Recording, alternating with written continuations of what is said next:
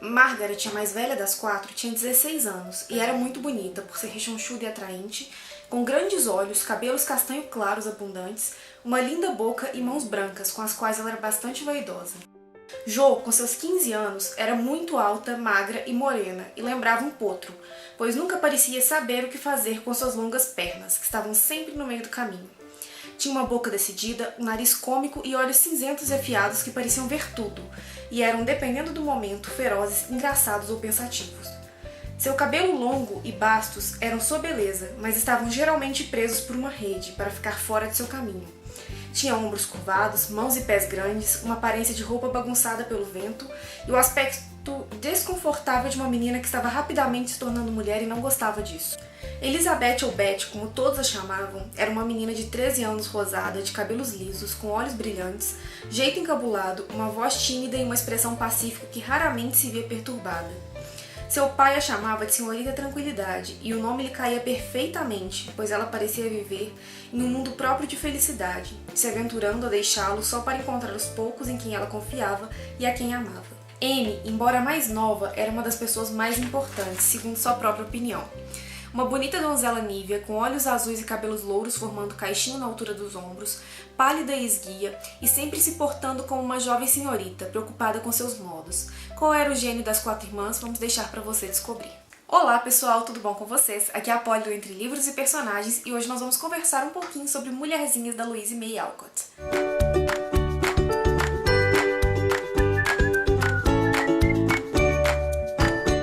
Fiquei muito indecisa se eu gravaria esse vídeo ou não, porque este livrinho aqui é um dos livros favoritos da vida de muita gente.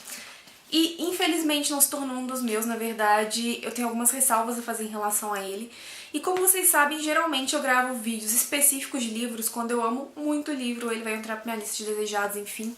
E não é o caso desse aqui. Mas algumas pessoas já tinham me perguntado sobre esse livro e se eu iria fazer resenha e tal, e eu falei que iria. Então, assim, eu já tinha me comprometido e resolvi fazer mesmo assim.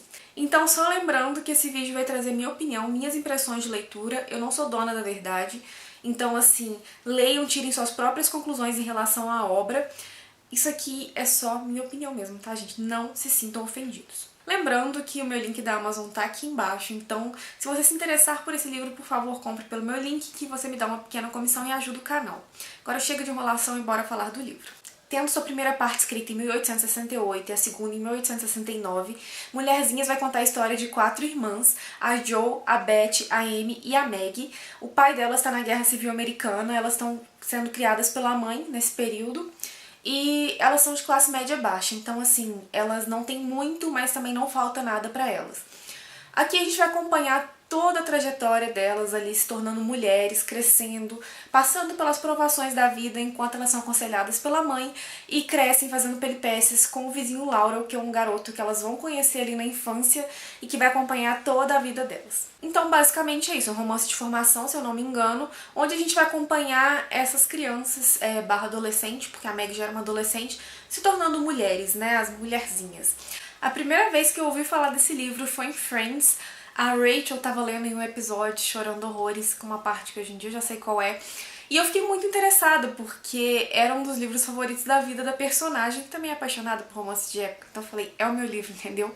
E eu fui pesquisar e descobri que esse livro aqui é um baita clássico nos Estados Unidos e que é um livro muito aclamado e que tem várias edições, e eu fiquei bem curiosa.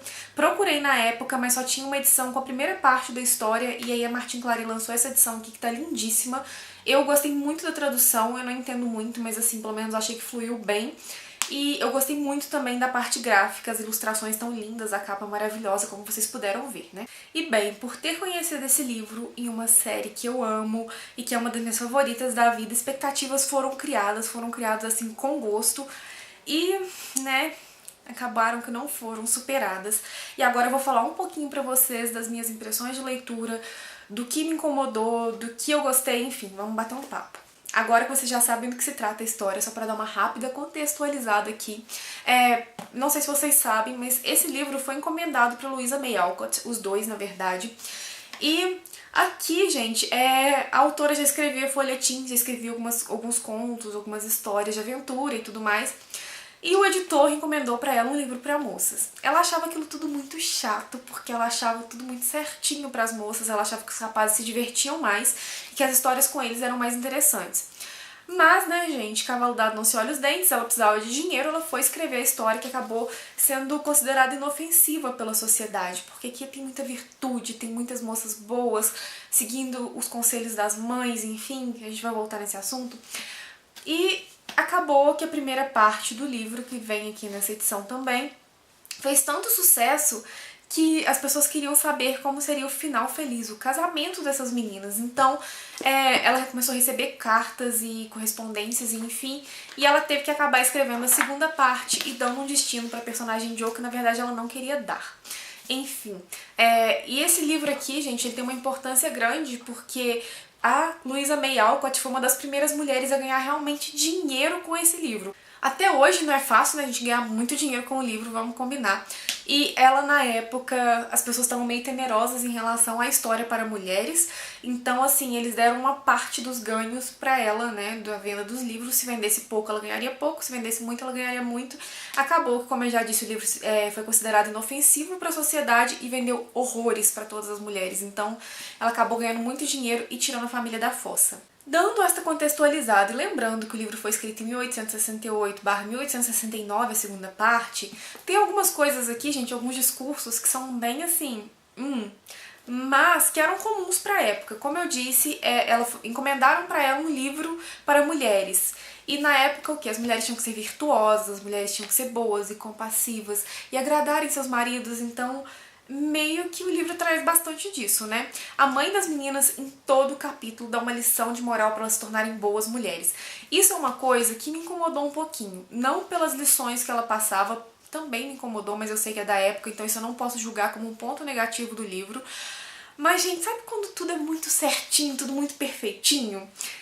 Foi um problema pra mim, sabe? Porque eu esperava ver moças com mais defeitos e mais qualidades, personagens mais complexas, sabe? E pra mim aqui foi tudo muito certinho, tudo muito perfeito. Elas não tinham dinheiro, mas também tinham uma vida assim, oh meu Deus, vamos repartir o que temos, que é uma coisa bonita, mas assim, meio irreal. Na verdade, por muitos momentos eu esperava mais discussões entre as irmãs, mais problemas mesmo na vida delas, que elas tivessem que solucionar sozinhas, mas era tudo muito fácil de se solucionar com conselho de mãe, sabe?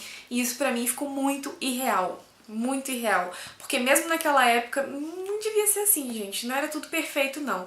Inclusive até a parte da própria guerra. Tava tudo tão perfeito no livro que você esquece que tava tendo uma guerra civil americana e todos os impactos que causaram na sociedade e tudo mais. É como se, por elas serem mulheres, aquilo não fosse importante pra elas, mesmo tendo um pai na guerra, sabe? Eu achei muito estranho. Enfim, posso estar equivocada na minha visão? Posso, mas pra mim, assim, otimismo demais, lição demais, entendeu?